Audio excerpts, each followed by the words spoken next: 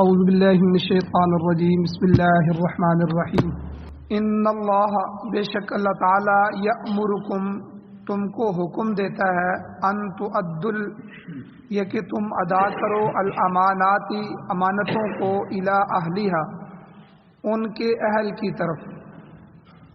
اللہ تعالیٰ تم کو یہ حکم دیتے ہیں کہ تم امانتوں کو ان کے اہلوں کی طرف لوٹاؤ۔ وَإِذَا حَكَمْتُمْ بَيْنَ النَّاسِ اور دوسرا حکم یہ کہ جب تم لوگوں کے درمیان فیصلہ کرو، جرگوئی بنو، حاکم بنو، تو ان تحکموا بالعدل تو تم فیصلہ کرو انصاف کے ساتھ۔ ان اللہ نعم ما یعظکم بہ بے شک اللہ تعالیٰ تمہیں ایک اچھی نصیحت کرتا ہے۔ ان اللہ کان سمیعا بصیرا بے شک اللہ تعالیٰ سننے والا ہے اور دیکھنے والا ہے۔ سورۃ النساء کی آیت نمبر 58 آپ کے سامنے تلاوت ہوئی ہے، آپ نے ترجمہ سنا۔ اس آیت کے ضمن میں پہلا درس گزر چکا ہے، جس میں خلاصہ یہ ہے کہ نظام حکومت چلانے کے لیے ایک صالح جماعت کا ہونا ضروری ہے، اور صالح جماعت وہ ہے جن کے افراد کے اعتقاد یعنی عقیدہ، عمل اور اخلاق صالح ہوں۔ تو حکومت کی بنیادی ضروریات میں سے ہے کہ وہ عدل اور امانت۔ اگر حکومت امانت دار نہیں ہے اور عادل نہیں تو وہ کبھی بھی حکومت کامیاب نہیں ہو سکتی، اور اس کی رعایا میں بد امنی کی فضا پیدا ہوگی، بے سکونی ہوگی، لوگوں کے حقوق ضائع ہو جائیں گے، رعایا کی چین کی زندگی جو ہے وہ محرومی ہو جائے گی، ختم ہو جائے گی۔ تو اس لیے اللہ تعالیٰ نے ارشاد فرمایا کہ ان اللہ یأمرکم، اللہ حکم دیتے ہیں، اللہ کا حکم فرض کے درجے میں، کہ ان تؤدوا الامانات الی اہلیہا امانتیں اس کے سپرد کرو جو اس کا اہل ہے۔ بہت ساری احادیث اس ضمن میں پچھلے درس میں بھی بیان ہوئی امانت کے بارے میں، اور جو بندہ امانت میں خیانت کرتا ہے اس کو نبی علیہ الصلوۃ والسلام نے منافق تک کہا ہے کہ یہ منافق کی نشانیوں میں سے۔ اور ایک حدیث میں فرمایا لا ایمان لمن لا امانت له کہ جس کی امانت نہیں ہے اس کا ایمان ہی مکمل نہیں۔ تو اس لیے امانت دار ہونا یہ بہت اہم چیز، اور اسی طرح امانت کا مفہوم کئی چیزوں میں ہے جو پیچھے بیان ہوئی پچھلے درس میں، کہ ہر وہ چیز جس سے جو آپ کے پاس آ جائے وہ آپ کے پاس امانت ہے۔ کسی سے کوئی بندہ چیز عاریۃً لے لے، استعمال کے لیے لے، یا کسی کی گاڑی وغیرہ سواری مانگ کر لے لے، یا کوئی چیز گھر والے جو دوسرے گھروں سے مانگ لیتے ہیں۔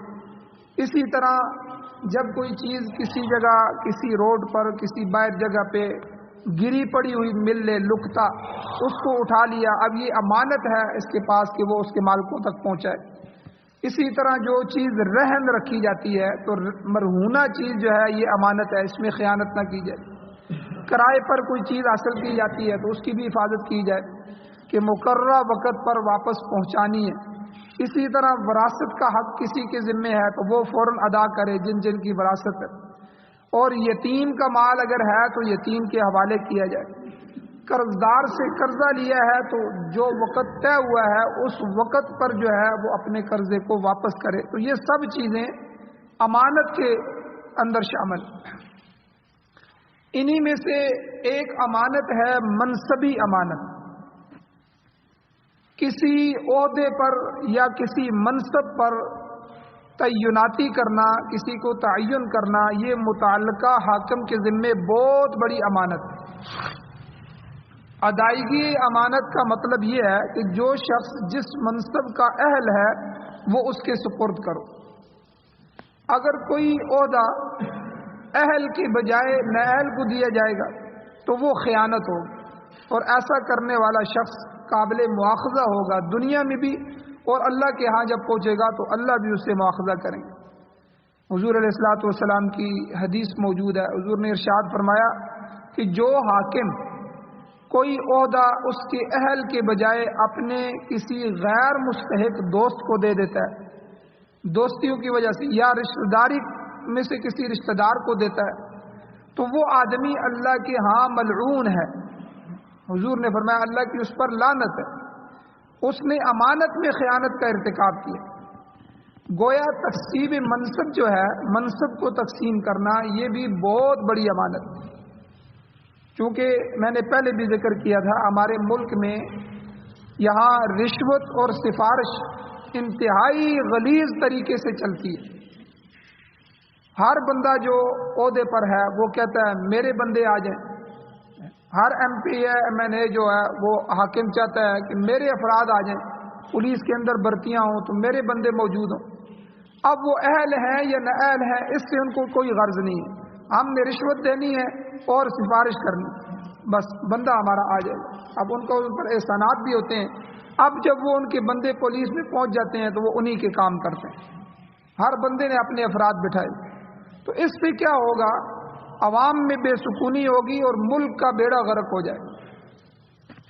مجھے ایک ساتھی نے بتایا کہ ایک فوجی افسر جو ہے وہ پکڑا گیا، وہ راہ کا ایجنٹ نکلا انڈیا کا، اور جب اس سے پوچھ تاچھ کی گئی تو اس نے تسلیم کیا اور اس نے یہ بات کی، اس نے کہا کہ میں نے 150 سے زیادہ افسر عہدوں پر لگائے ہیں، میری ڈیوٹی یہ تھی کہ عہدوں پر لگائیں، میں نے انتہائی نالائق لوگوں کو اوپر لایا ہے، اب تم ان کو کہاں تلاش کرو گے، اب تو وہ آدھی سروس بھی کر چکے ہیں۔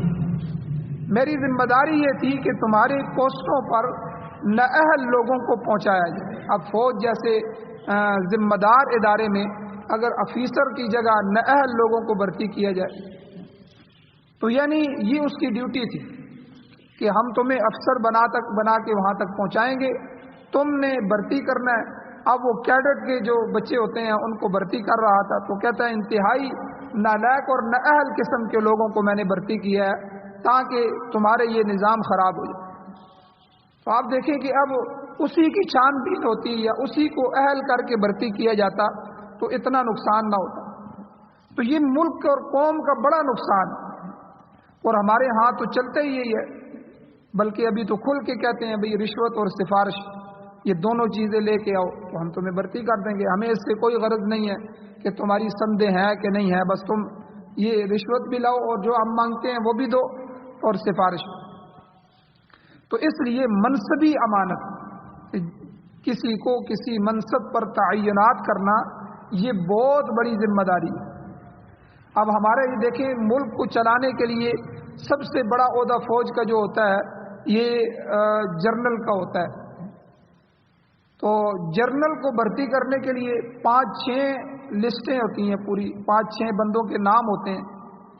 اب کئی دفعہ جس بندے کا حق بنتا ہے اس کو آگے لانے کی جو ہے بجائے دوسرا آدمی 6 نمبر پر کوئی ہے تو اس کو آگے لے آیا جاتا ہے۔ کیا وجہ ہے کہ وہاں امریکہ سے جس کی منظوری ہو جائے گی اسی کو لایا جائے گا۔ اب وہ آگے کیا کرے گا، وہ پاکستان کا کام کرنے کے بجائے امریکہ کا کام کرے گا، وہ یورپ کا کام کرے گا۔ اور ہمارے تو وزیر اعظم بھی اسی طرح آتے ہیں، اوپر تک یعنی معاملات ایسے ہیں کہ کوئی اور ہی چلا رہا ہے۔ غیر مرئی طاقتیں جو ہیں، جو نظر نہ آنے والی طاقتیں ہیں، وہ اس سسٹم کو چلا رہی ہیں، اس ملک کو چلا رہی ہیں۔ تو یہ سب کیا ہے، یہ رشوت اور سفارش، دھوکہ دہی۔ تو اس لیے اپنے منصب کے ساتھ مخلص ہونا بھی ضروری ہے، اور کسی منصب پر تعیناتی کا عہدہ اگر کسی کے پاس ہے تو اس کو بھی امانت داری کے ساتھ مخلص اور میرٹ پر جو لوگ ہیں ان کو آگے لانے کی ضرورت۔ حضور علیہ الصلوۃ والسلام کا ارشاد مبارک ہے، حضور نے فرمایا اربع اذا کن فیک، اگر تیرے اندر 4 خوبیاں آ جائیں تو فلا علیک فیما فات من الدنیا، تو پھر دنیا میں کوئی چیز بھی تم سے فوت ہو جائے تو اس میں کوئی حرج نہیں۔ مطلب یہ کہ ان اعلیٰ خصلتوں کی موجودگی میں تو کسی دیگر چیز کی پرواہ نہ کر۔ فرمایا پہلی چیز کیا ہے، حفظ امانت۔ اگر کسی شخص کے پاس امانت کی دولت موجود ہے تو یہ بہت بڑی خوبی ہے کہ وہ امانت کے اندر خیانت نہیں کر رہا۔ آپ اندازہ لگائیں کہ رسول اللہ صلی اللہ علیہ وسلم کو جب ہجرت کا حکم ہوا تو سارے لوگ جو ہے وہ باہر کھڑے ہیں اور جان کے پیاسے ہیں، جان کے دشمن ہیں، اور حضور کو لوگ صادق اور امین بھی سمجھتے تھے کہ آپ صادق ہیں، سچے ہیں، آپ جھوٹ نہیں بولتے، آپ امانت دار ہیں، آپ کے پاس اگر امانت رکھی جائے تو سوال ہی پیدا نہیں ہوتا کہ آپ خیانت کریں، آپ صادق اور امین ہیں۔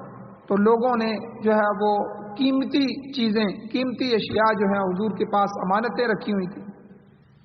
اب وہ قوم جو حضور کو مارنے کے لیے تلی ہوئی ہے، انہی کی امانتیں حضور کے پاس۔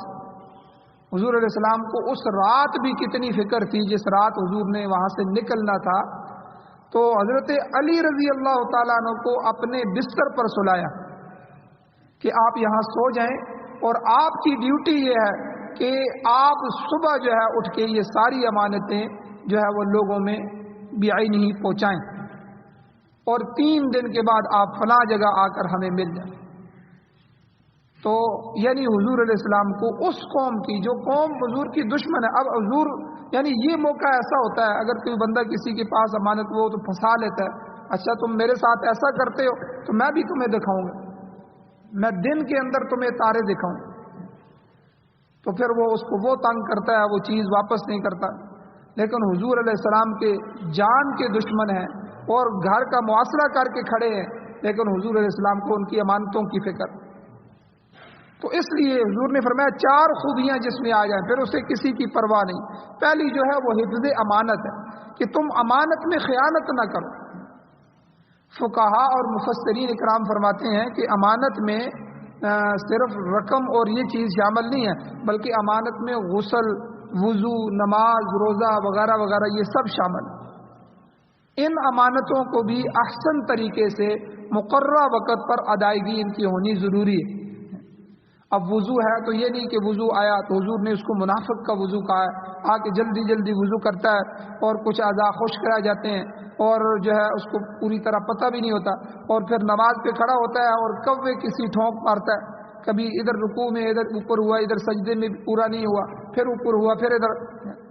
حضور علیہ السلام نے فرمایا کہ ایسی نماز قیامت کے دن جو ہے پرانے کپڑے میں لپیٹ کر منہ کے اوپر دے ماری جائے گی، تو کیونکہ یہ اللہ کی امانت تھی تو ہم نے اس میں خیانت کی۔ تو یہ بھی امانت کے زمرے میں آتا ہے کہ بندہ وضو اچھے طریقے سے کرے، سنتوں کا لحاظ کر کے کرے، اور اسی طرح غسل کی ضرورت پڑتی ہے تو غسل بھی پورے اہتمام سے کرے، نماز روزہ ہے تو اس کو بھی پورے اہتمام سے رکھے۔ اور فرمایا حضور نے دوسری خوبی کیا ہے؟ دوسری خوبی ہے صدق حدیث، یعنی سچی بات کرنا، ہمیشہ سچ بولنا، چاہے تمہیں اس سچ بولنے کے لیے کتنی ہی تکلیف کیوں نہ برداشت کرنی پڑے، تو سچ بولنا۔ سچ بولنے سے یاد رکھیں کہ معاشرے کے اندر اصلاح پیدا ہوتی ہے۔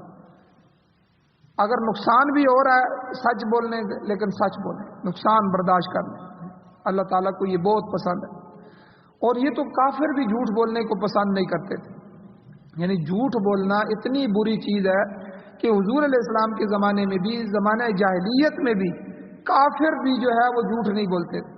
آپ دیکھیں نا، حضرت ابو سفیان رضی اللہ تعالیٰ عنہ مسلمان نہیں ہوئے تھے اور حضور سے پہلی جنگ غزوہ بدر ہو چکی تھی، اور اس کے بعد حضور نے جب خط لکھے تو بلکہ غزوہ احد کے بعد، غزوہ احد بھی ہو چکا تھا، تو حضور نے جب خط لکھے بادشاہوں کو، ان کو ایمان کی، اسلام کی دعوت دی، تو ایک خط کیسر کی طرف بھی لکھا، کیسر روم کا جو بادشاہ تھا، یورپ کا بادشاہ، تو اس نے جب حضور کا خط پڑھا تو چونکہ وہ عیسائی تھے اور عیسائی کتابوں میں بھی لکھا ہوا تھا، جس طرح یہودی کتابوں میں لکھا ہوا ہے کہ نبی آخر الزمان آنے والے ہیں، اسی طرح عیسیٰ علیہ السلام نے بھی قرآن مجید کہتا ہے کہ خوشخبری سنائی، مبشرا برسولی یأتی من بعد اسمہ احمد، میں تمہیں خوشخبری سناتا ہوں میرے بعد ایک رسول آنے والا ہے جس کا نام احمد ہوگا۔ یہ قرآن مجید میں بھی یہ خوشخبری عیسیٰ علیہ السلام کی زبان سے موجود ہے، اور حضور علیہ السلام نے خود کہا کہ میں ابراہیم علیہ السلام کی دعا ہوں اور میں عیسیٰ علیہ السلام کی خوشخبری ہوں۔ تو بہرحال اس کیسر نے جب حضور کا خط پڑھا اس کے دل پہ بڑا اثر ہوا کہ یہ وہی نبی ہے، ہو سکتا ہے، اور جو ہے جس نے مجھے خط بھیجا ہے تو تحقیق تو کروں، ہم یورپ میں بیٹھے ہوئے ہیں اور وہ نبی جس نے یہ دعویٰ کیا ہے وہ تو عرب میں آیا ہوا ہے۔ تو اس نے اپنے قاصد جو ہیں وہ بازار میں بھیجے، اپنے فوجی بھیجے کہ جاؤ بھائی جو بازار میں تمہیں عرب ملتے ہیں وہاں اس علاقے کے مکہ کے ان لوگوں کو لے کے آ جاؤ۔ تو قدرتی ابو سفیان کیونکہ وہاں کافروں کے سردار تھے، ابو جہل ابو لہب مارے گئے تھے اور یہ سردار تھے، تو یہ اس وقت جو ہے وہاں موجود تھے، تجارت کے لیے گئے ہوئے تھے۔ اب ان کو بھی لے آئے۔ اب اس بادشاہ نے کئی سوال کیے، ان میں سے ایک سوال یہ کیا کہ تمہاری اور ان کے درمیان کبھی جنگ ہوئی ہے؟ انہوں نے کہا جی بالکل جنگ ہوئی ہے، کہ ایک جنگ ہم ہارے ہیں، ایک جنگ وہ جیت گئے ہیں۔ تو اسی طرح جو ہے ایک جنگ ہم جیتے ہیں، ایک جنگ وہ جیت گئے، اور اس طرح کئی سوال کیے۔ تو حضور علیہ السلام کی شخصیت کے بارے میں، حضور کی ذات کے بارے میں، حضور علیہ السلام کے قبیلے کے بارے میں، حضور علیہ السلام کے اوپر ایمان لانے والوں کے بارے میں، تو بادشاہ متاثر ہو گیا کہ واقعی یہ سارے تو نبیوں کی نشانی ہیں۔ تو ابو سفیان کہتے ہیں کہ مجھے کئی دفعہ خیال آیا کہ میں یہاں جھوٹ بول دوں، غلط بات کروں، لیکن میں نے جھوٹ نہیں بولا، کیونکہ وہ لوگ بھی اس کو ناپسند کرتے تھے کہ مجھے قوم اور قبیلہ یا معاشرے کے اندر جھوٹا کہا جائے۔ تو کافر بھی جھوٹ نہیں بولتے تھے۔ یہاں بھی جب حضور کی بات آئی تو یہاں دشمنی تھی، 2 جنگیں ہو چکی تھیں، لیکن وہاں جھوٹ نہیں بولا۔ تو آپ دیکھیں تو ہمارے معاشرے میں آج کس طرح جو ہے، آج تو بالکل سچ ختم ہو گیا، سچا آدمی ملنا مشکل ہو گیا۔ تو کوئی 100 میں سے 2-4 آدمی ہوں جس نے اپنی زندگی کو سچ پہ رکھا ہوا، ورنہ ہر بات میں جھوٹ، ہر وقت جھوٹ۔ بچوں کو جھوٹ سکھایا جا رہا ہے کہ فلاں آدمی ہے، اس کو کہو کہ ابو گھر میں نہیں، خود جھوٹ بول رہے ہیں، بھئی آپ کہاں ہیں؟ وہ خود شہر میں موجود ہو گیا، وہ کہیں میں سفر میں نکل گیا ہوں، میں فلاں جگہ ہوں، بھئی آپ پہنچے کیوں نہیں؟ آپ کا انتظار کر رہے ہیں، بس میں یہ فلاں گلی میں ہوں، حالانکہ ابھی گھر سے نہیں نکلا۔ یعنی ہر معاملے میں جھوٹ، ہر معاملے میں جھوٹ، اور جھوٹے پر اللہ کی لعنت ہے۔ الا لعنت اللہ علی الکاذبین، خبردار سن لو، غور سے سنو۔ الا کا جو لفظ ہوتا ہے یہ عربی میں خبردار سنو، اللہ متوجہ کرنا چاہتے ہیں، کان لگا کے میری بات سنو۔ لعنت اللہ علی الکاذبین، اللہ کی لعنت ہے جھوٹوں پر۔ تو حضور نے فرمایا دوسری خوبی جس میں آ جائے صدق حدیث، سچی گفتگو، اسے کسی کی کوئی پرواہ کی ضرورت نہیں۔ تیسری چیز حضور نے فرمایا حسن خلق، اچھے اخلاق۔ انسان کو ہمیشہ اچھے اخلاق اور اعلیٰ اطوار کا عامل ہونا چاہیے، اس کے اخلاق اعلیٰ ہوں، ہر ایک کے ساتھ اچھے طریقے سے گفتگو کرے۔ انسانیت کے ناطے کوئی بھی انسان ہو اس سے گفتگو اچھے طریقے سے ہو، کسی کو گالی نہ دے، بدتمیزی نہ کرے، کسی کی شکایت کسی کو نہ لگائے، چغلی نہ لگائے، چغلی بھی گناہ کبیرہ میں سے، کسی کے پیچھے بیٹھ کے غیبت نہ کرے، یہ اچھے لوگوں کا کام نہیں ہے۔ غیبت کا بہت سخت گناہ ہے، یہ بد اخلاقی میں آتی ہے۔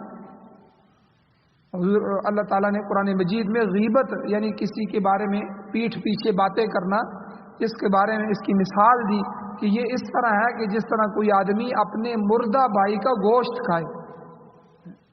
ایک بھائی اس کا مر گیا ہو اور وہ اس کا گوشت کاٹ کاٹ کے کھا رہا ہو، تو یہ کتنی بری بات ہے، اتنی بری بات ہے کسی کی پیٹھ کے پیچھے غیبت کرنا۔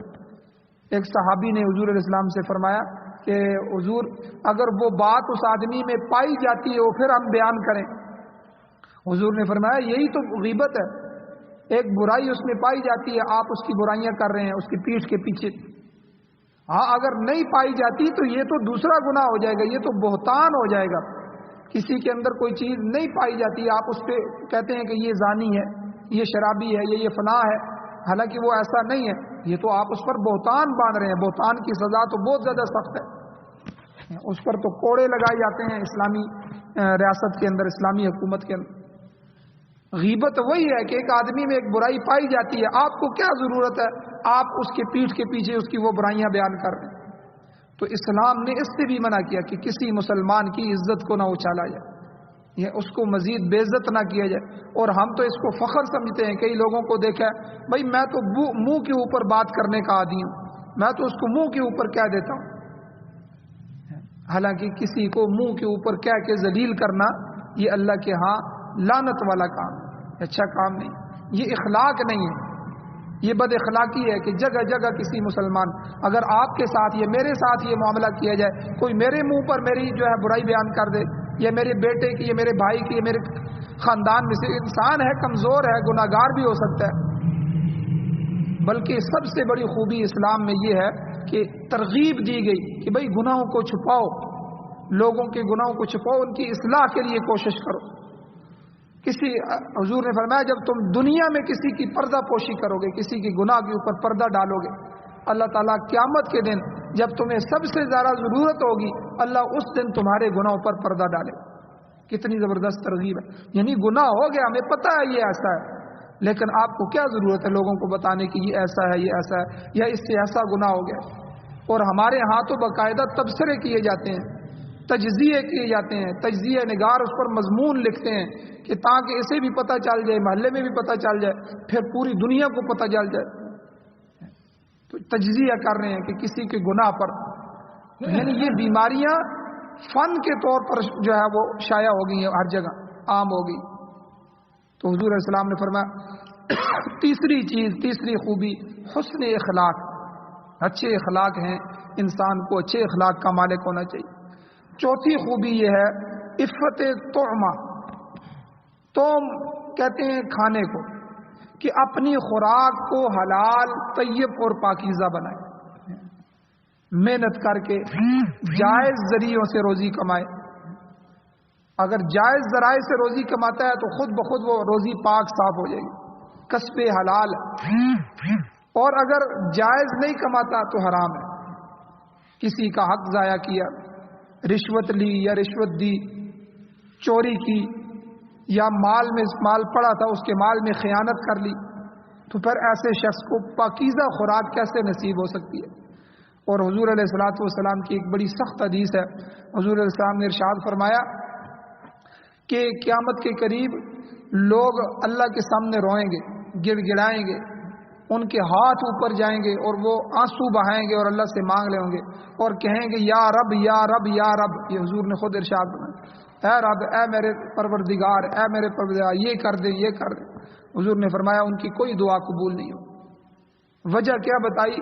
کہ کھانا ان کے حرام کا، لباس ان کا حرام کا، پینا ان کا حرام کا، اور گھر ان کا حرام کا، ہر چیز حرام کی ہے، اور پھر اللہ سے مانگ رہے ہیں۔ تو اللہ کیسے حرام لقمے والے کو؟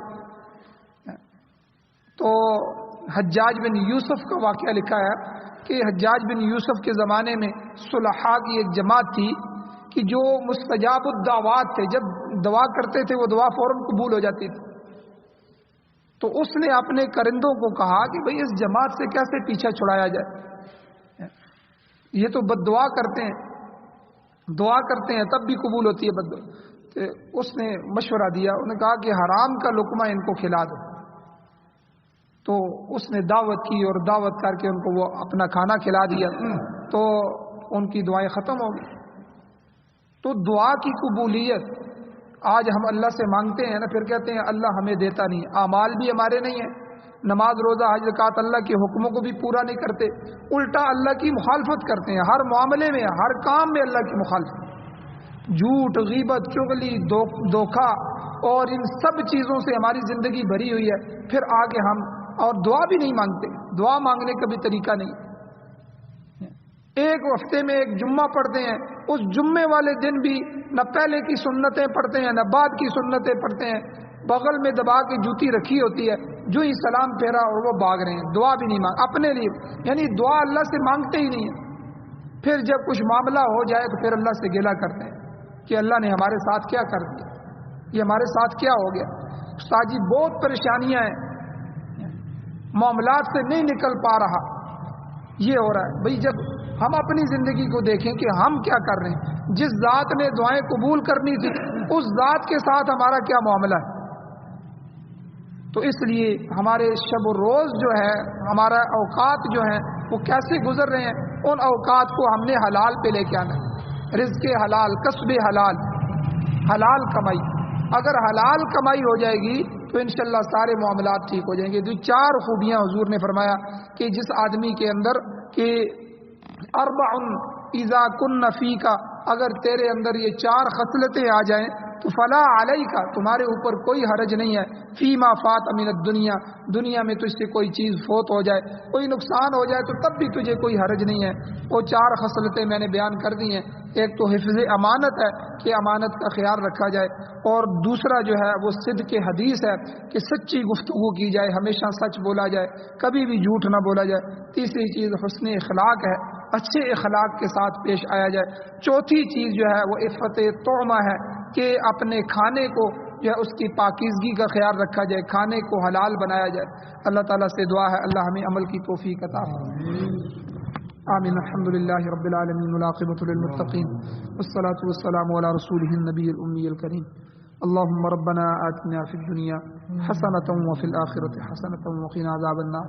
یا اللہ ہماری کمیوں کوتاہیوں کو معاف فرمائیے، درگزر فرمائیے، صغیرہ کبیرہ گناہوں کو معاف فرمائیے۔ یا اللہ قرآن و سنت کو پڑھنے، پڑھانے، اس پر عمل کرنے، اس کی اشاعت کرنے کی توفیق عطا فرمائیے۔ قرآن و سنت کا غلبہ نصیب فرمائیے، پوری دنیا میں قرآن و سنت کی حکومتیں نصیب فرمائیے، امارت اسلامیہ، شریعہ، خلافت راشدہ کا قیام نصیب فرمائیے۔ یا اللہ جو حضرات پریشان حال ہیں ان کی پریشانیوں کو دور فرمائیے، مقروض ہیں ان کے قرضوں کے پورا کرنے کے اسباب پیدا فرمائیے، جو حضرات بیمار ہیں ان کو شفا عطا فرمائیے، جو ایمان کی حالت سے اس دنیا سے جا چکے ہیں یا اللہ ہم سب کی بخشش فرمائیے۔ یا اللہ ہم سب کو بھی قبر، حشر، آخرت کی تیاری نصیب فرمائیے، خاتمہ ایمان پر فرمائیے۔ صلی اللہ تعالی علی خیر خلقہ محمد و آلہ و صحبہ اجمعین۔